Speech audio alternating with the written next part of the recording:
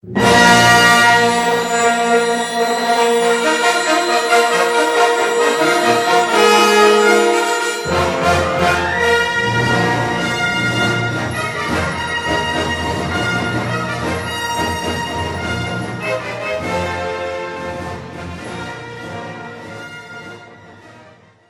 do something because we obey our Constitution and our interests and our rights. But I think you've heard President Morsi's comments about Zionists and Israelis being bloodsuckers and descendants of apes and pigs. Do you think it's wise to send them F-16s and Abrams tanks? I think those comments are reprehensible, and those comments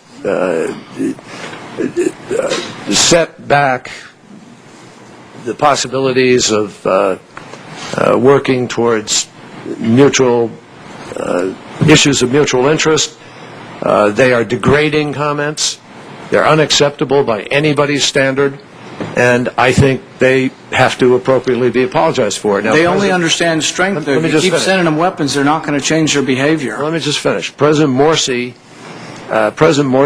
has issued two statements to clarify those comments, and we had a group of senators who met with him just the other day who spent a good part of their conversation in relatively heated discussion with him about it.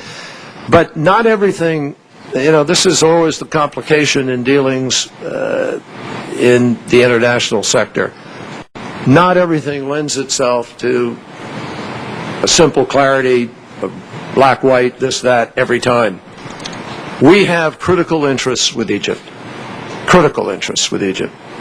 Egypt has thus far supported and lived by the peace agreement with Israel. Israel and has taken steps to begin to deal with the problem of security in the Sinai. Those are vital to us and to our national interest and to the security of Israel. In addition to that, they have followed through on the promise to have an election. But I know things are not black and white. But they've had an election. They've had a constitutional process. There's another election that is coming up shortly for the lower house. The fact that sometimes other countries elect somebody that you don't completely agree with doesn't give us permission to walk away from their election. But this has been our problem with our foreign policy for decades, Republican and Democrat. We funded bin Laden. We funded the Mujahideen. We were in favor of radical jihad because they were the enemy of our enemy. We've done this so often. I see these weapons coming back to threaten Israel. I see support for Syrian rebels coming back to threaten Israel as well. I see problems with this. As you know, Senator, in any of the arms sales that the United States has ever engaged in that part of the world, there is always a measure, a test, which is applied with respect to a qualitative difference in any of those weapons with respect to Israel's defense and security.